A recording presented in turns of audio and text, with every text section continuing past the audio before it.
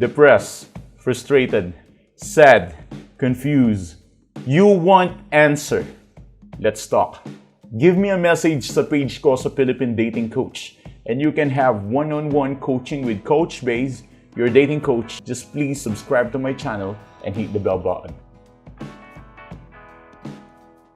Alam ko, isa sa mga pinakamahirap gawin during the time na frustrated, depressed, at inis na inis ka sa sitwasyon is yung i-apply mo yung mga advice ko na keep calm, relax, and just stay composed. Yan yung isa sa mga bagay na kadalasan pinoproblema ng mga clients or ng mga subscribers or kayong mga manonood dito sa channel na to. Napakahirap i-overcome ng sarili.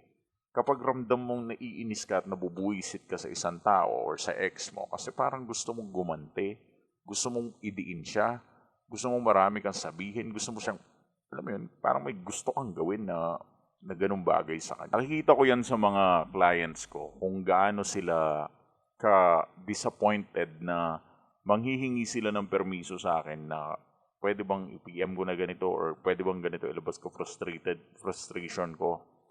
But all I answered kadalasan is just keep calm. And maybe this is the time na kailangan mo muna maging kalmado at mag-isip ng maayos and revaluing yourself. Kasi hindi kasi effective kapag ipapakita mong magre-react ka. Kasi kapag nag-react ka, pinapakita mo lang na nasasaktan ka. Ganun lang siya ka-basic. 'Di ba? Halimbawa, pitikin ko yung kamay mo. Kapag sumigaw ka ng sobrang lakas, sobrang OA mo. Kumbaga, lakas ng reaction mo. Pero kapag hindi ka sumigaw, kapag wala ka reaction, feeling ko hindi ka nasaktan. Pwede mo namang itago sa ex mo na nasasaktan ka sa pamamagitan ng hindi pagre-react. Kahit feeling niya na solid ang ginawa niyang suntok, kung hindi ka naman nag-react, iisipin din niya na, hindi ka naman pala nasaktan. And to be honest, it is better na lang na isipin nila na hindi ka nasaktan kaysa nasaktan ka. Pag kasi inisip nila na nasaktan ka, ibig sabihin, parang feeling nila, nasaktan sila dahil sa kanila. 'Di ba? Parang, nasaktan ko siya dahil sa akin, kaya nasaktan tong tao na to. And because of that pain, they will own you. Doon ka nila paghaharian kapag ramdam nila na nasaktan ka dahil sa kanila. Dahil doon sa value nila. Ano kasi sila doon nafe-feed yung ego nila, napapakain yung pride nila. Para mong binibigyan ng pride food yung pride, di ba? Di ba ang mga aso na binibigyan ng dog food, ang lulusog. Yung ex mo, ganun din. Yung pride niya, sobrang lusog niyan kapag binigyan mo yan ng pride food. Ano ba yung pride food?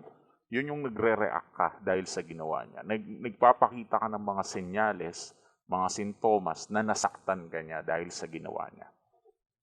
And imbis na mag-guilty siya, yung pride niya, tuwang-tuwa. Siguro sa isip niya, nagigilty siya. Parang di yata maganda ginawa ko, nasaktan ko to. Pero yung pride niya, sobrang napakain mo, sobrang napalusog mo. Parang tumataas tingin niya sa sarili niya, nabubuhos yung confidence niya, yumayabang siya, lumalakas yung loob niya. Nawawalan siya ng gana lalo sa'yo. Dahil nabubuhos na yung confidence niya. At pag nabubuhos yung confidence niya dahil sa'yo, mas lalo niyang nafe-feel na hindi niya kailangan ng relationship para dun sa confidence niya. Kasi nakikipag-relationship ang tao because of their own insecurities na parang di nila kaya mabuhay mag-isa at kailangan nila ng partner, masasandalan, makakasama, I love you. Pero once na finid mo yung ego nila at yung pride nila at dahil doon nagkaroon sila ng interpretation na confident naman, pwede naman pala kami maging confident kahit hindi na kami makipag-relationship. Tataas yung value at tingin nila sa sarili nila at kapag tumaas na yung value at tingin nila sa sarili nila, mafe-feel nila na hindi nila kailangan na makipagrelasyon. Kasi nga, yung value nila na na-confirm na deep inside.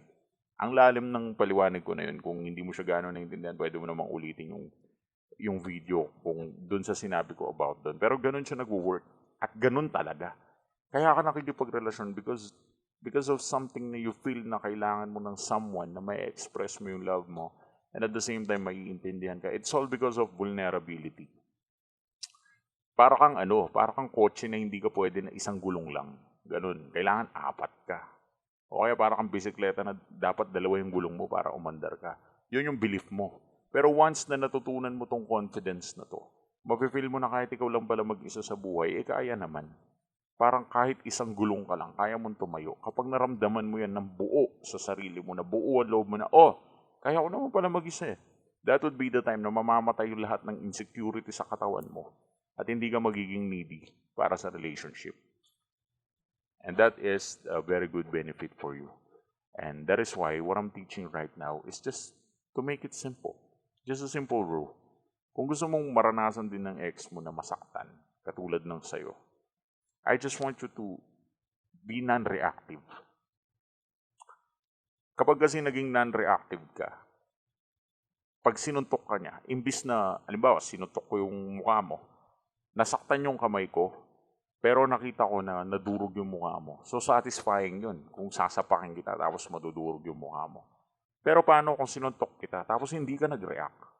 Feeling ko nun, hindi ka nasaktan. Ako lang yung nasaktan kasi sumuntok ako sa'yo, yung kamay ko, halos madurog siya, tapos hindi ka man nag-react. Feeling ko useless yung pagsuntok ko.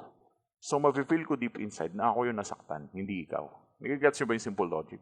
Ulitin ko, halimbawa, susuntokin ko mukha mo, pag nakita ko nag-react ka, satisfying yun. Tinamaan ka eh. Tapos nag-react yung mukha mo. Uy, tinamaan ko siya, nag-react mukha niya, nasaktan siya, suntok ko. Pero kung sinuntok kita, hindi ka nagpakita ng anumang uri ng reaction. Feeling ko nun, kamay ko lang yung nasaktan.